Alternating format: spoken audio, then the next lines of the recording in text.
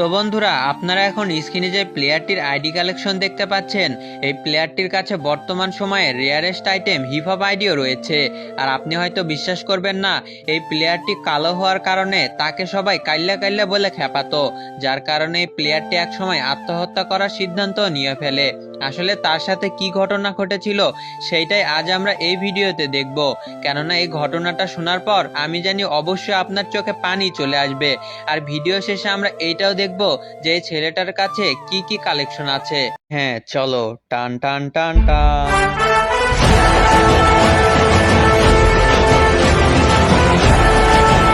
ঘটনাটা ছিল আজ থেকে 2 বছর আগের ঘটনা, যেখানে সাকিবের খুবই ভালো একজন বন্ধু যার নাম হচ্ছে আরিয়ান, যারা দুইজনে খুবই ভালো বন্ধু ছিল এবং একসাথে তারা দুইজনে স্কুলে যেত, একসাথে স্কুল থেকে বাড়ি ফিরতো। এবং সাকিব ছিল খুবই দুষ্টু, যার কারণে সাকিব সবসময় আরিয়ানকে খেপাতে থাকতো। একদিন এমন আসে যেদিন সাকিব এমনি এমনি মজা করে আরিয়ানকে কাইল্লা কাইল্লা বলতে থাকে, কেননা আরিয়ান দেখতে খুবই কালো ছিল। তো এইরকমই মজা করতে করতে সাকিব আরিয়ানকে কাইল্লা বলে ফেলে। তখন আরিয়ান একটু রেগে গিয়ে বলে, তুই কি একদম দুধের মতো সাদা, তুইও তো একটু কালো। তখন সাকিব হাসতে হাসতে বলে, আমি তো আর তোর মতো কালো কাউয়ার মতো না। আর এটা শোনার পর আরিয়ান খুবই রেগে যায় এবং রেগে তার ক্লাসরুমে চলে যায়। কিন্তু সে তো আর জানতো না সাকিব তার সাথে একটু মজা করছিল। আর কথাটা আরিয়ান একদম সিরিয়াসলি নিয়ে ফেলে, যার কারণে আরিয়ান লজ্জা পেয়ে একদম ক্লাসের শেষ বেঞ্চে গিয়ে বসে। তো এরকম করতে করতে ক্লাসে ইংরেজি স্যারও ঢুকে পড়ে। তখন সেই স্যার আরিয়ানকে দেখে বলে, তুমি পিছনে কেন, সামনে এসে বসো।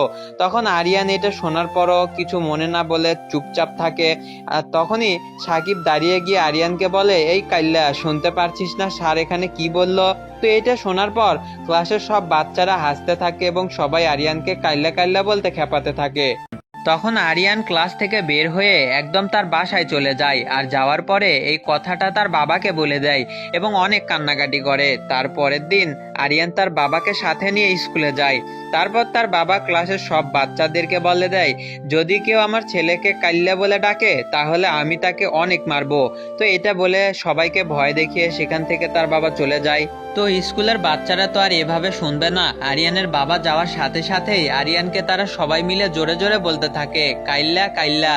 আর এইটা দেখে আরিয়ান সেখান থেকে তার স্যারের কাছে চলে যায়, গিয়ে স্যারকে নালিশ জানায় যে ক্লাসের সবাই আমাকে কাইল্লা কাইল্লা বলে খেপাচ্ছে, আমি আর এই স্কুলে পড়বো না। তারপর সেই স্যার আরিয়ানকে বোঝায় এবং বলে যে চল দেখি, আমার সাথে চল, কে তোকে কাইল্লা কাইল্লা বলে খেপায়।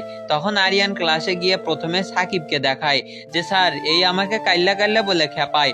তারপর স্যার এটা দেখে খুবই রেগে যায় এবং সাকিবকে 2-4টা থাপ্পড়ও মারে। আর সাকিব মার খাওয়ার পরেও হাসছিল, কেননা সে তো এমনি এমনি মজায় মজায় তাকে এরকম ভাবে খেপাচ্ছিল। তারপর এত কাহিনী হওয়ার পর আরিয়ান তার সিটে গিয়ে বসে পড়ে। তারপর ক্লাসের সবাই চুপচাপ হয়ে যায়। আরিয়ানের সাথে কেউ কথা বলারও সাহস পায়নি এবং কাইল্লা কাইল্লা বলারও সাহস পায়নি। কিন্তু সাকিব আরিয়ানের পাশে গিয়ে তাকে আবার খেপাতে লাগে, কিন্তু আরিয়ান তখন আর কিছু মনে করে না।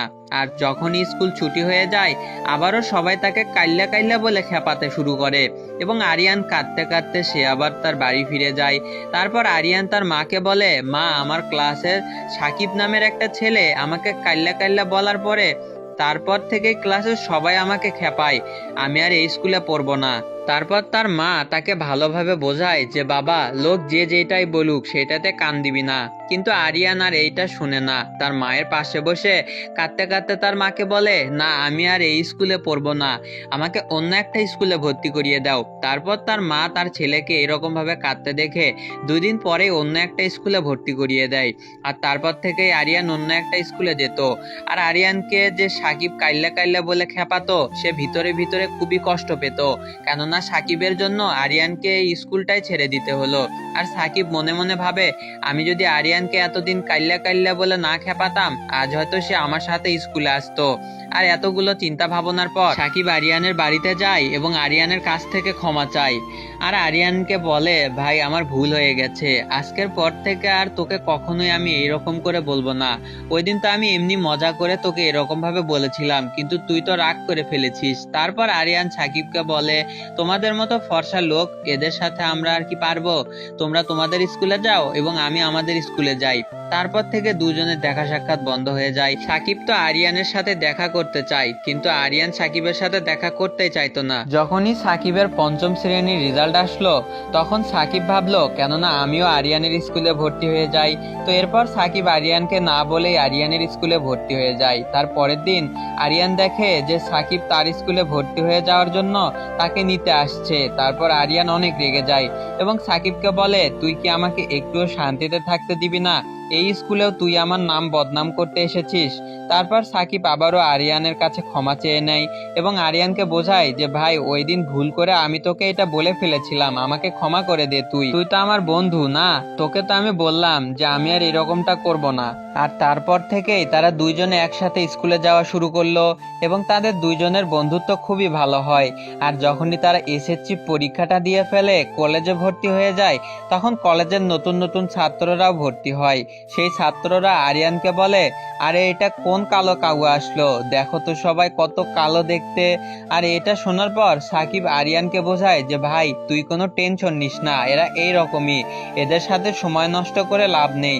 তারপর তারা দুইজনে গিয়ে তাদের সিটে বসে পড়ে। তারপর আবারও সেই ছাত্রগুলো আরিয়ানকে কাল্লা কাল্লা বলে ডাকতে থাকে। তারপর ক্লাসের সব ছাত্রছাত্রীরা তাকে দেখে অনেক হাসাহাসি করে। তো এরকম করে আরিয়ান তো কিছুদিন ক্লাস করে, তারপর সে বাড়ি ফিরে আসে এবং এসে বলে যে না, আমি আর এই কলেজে যাব না, সবাই আমাকে নিয়ে অনেক হাসাহাসি করে আর আমি ক্লাসও করব না, যত অপমান হওয়ার হয়েছি। তারপর আরিয়ান পড়াশোনা বাদ দিয়ে তার বাবার সাথে কাজে লেগে যায়। আর এসব দেখে তার বন্ধু সাকিবের অনেক কষ্ট হয়, কেননা আরিয়ানের বাবা মা চাইতো যে তাদের ছেলে পড়ালেখা করে একটা ভালো চাকরি করুক আর তার বাবা মাকে দেখুক, কিন্তু বিষয়টা ছিল পুরা উল্টো। আরিয়ান অনেক কষ্টে তার পড়াশোনা বাদ দিয়ে দিয়েছিল আর ঘরে এভাবে সেভাবে তার বাবার সাথে কাজে হাত লাগাতো। আর এরপর আরিয়ানের বন্ধু সাকিব যখন কলেজে ভর্তি হয়, তখন তার বাবা তাকে একটি মোবাইল ফোন কিনে দেয়, যার কারণে সাকিব সেই মোবাইল ফোনে ফ্রি ফায়ার ডাউনলোড করে ফেলে। তারপর সাকিবের মাথায় আসলো যে আরিয়ান তো তার বাবার সাথে লোহা পিটানোর কাজ করে। তারপর সাকিব আরিয়ানের কাছে যায় এবং গিয়ে বলে, ভাই তুই এসব কাজ করার থেকে ভালোভাবে একটা কাজ কর, যেটা থেকে তোর অনেক টাকা আসবে। তখন আরিয়ান জিজ্ঞেস করে, কি কাজ করবো রে ভাই, এখানে তো তেমন কোনো কাজই নেই। আর তখন সাকিব ইউটিউব সম্পর্কে বলে আর বলে যে আমি যখন স্কুলে যাব তখন তোকে আমার ফোনটা দিয়ে যাব, তুই একটু ভালো করে গেম খেলাটা শিখে নে। তারপর যখন তুই ভালো করে গেম খেলা শিখে যাবি, তারপর তুই ভিডিও রেকর্ড করা শুরু করে দিবি, আমি স্কুল থেকে আসার পর একটু এডিট করে সেটা ইউটিউবে ছেড়ে দিব। তারপর এগুলো শোনার পর আরিয়ান সাকিবকে জিজ্ঞেস করে, ভাই সত্যি কি ইউটিউব থেকে অনেক টাকা পাওয়া যায়? তারপর সাকিব বলে, হ্যাঁ টাকা পয়সাও পাওয়া যায়, তার সাথে সাথে নামও কামাতে পারবি, যেটার মাধ্যমে তোকে পুরো বিশ্বের লোক চিনবে। তো এতগুলো কথা শোনার পর আরিয়ান তো অনেক খুশি হয়ে যায় এবং সে সাকিবের ফোনে গেম খেলতে শুরু করে। এরপর ধীরে ধীরে আরিয়ান গেম খেলা একদম ভালোভাবে শিখে যায় এবং সে ইউটিউবে ভিডিও দেওয়া শুরু করে। কিন্তু গেম প্লে ভিডিওতে তেমন সাপোর্ট না পাওয়ার কারণে দুইজনে সিদ্ধান্ত নেয় যে এখন থেকে নতুন নতুন ইভেন্টের ভিডিও বানাবে। তো এরপরে দুইজনে কিছু টাকা জমিয়ে টপ আপ করা শুরু করে দেয় এবং ইভেন্টের ভিডিও বানানো শুরু করে। কিন্তু 6 মাস এরকমটা করার পর তারা কোনো ধরনের ভালো রেসপন্স পায় না, যার কারণে তারা এরকম ভিডিও বানানো বাদ দিয়ে ফেস দিয়ে ভিডিও বানানো শুরু করে, যেটাতেও বেশি টাকা পাওয়া যেত। তারপর আরিয়ান ফেস ক্যামের সাথে ভিডিও বানানো শুরু করে দেয়। তো এর পরপরই আরিয়ানের ভিডিওগুলো ভাইরাল হতে শুরু করে, কিন্তু সেখানেও কমেন্ট বক্সে আরিয়ানকে সবাই কাল্লা কাল্লা বলে খেপাতে লাগে। আর এটা দেখে আরিয়ান মনে মনে অনেক কষ্ট পায় আর সে মনে করে তার এই কালো রঙের জন্য সে জীবনে কিছুই করতে পারবে না। তো কেননা আমি মরে গিয়ে আবার দ্বিতীয় জন্ম নেই, তো এইটা ভেবে আরিয়ান একদম আত্মহত্যা করে ফেলে। আর আরিয়ান মরে যাওয়ার পর সাকিব সেই ইউটিউব চ্যানেলটা ডিলিট করে ফেলে।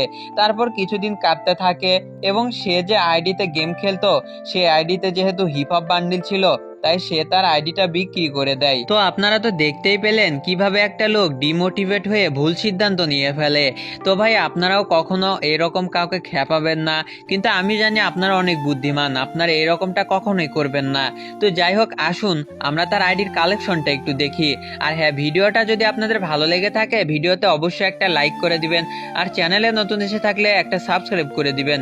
আর ফেসবুক থেকে যারা দেখছেন তারা অবশ্যই একটা করে ফলো দিয়ে যাবেন। আর আমি জানি এই গল্পটা যদি আপনাদের জীবনে নতুন কিছু করার উৎসাহ জাগায়, তাহলে ভিডিওটা অবশ্যই আপনাদের বন্ধুদের সাথে শেয়ার করে দিবেন। আর কমেন্ট করে অবশ্যই জানাবেন ভিডিওতে আপনারা নতুন কিছু শিখতে পারলেন কিনা।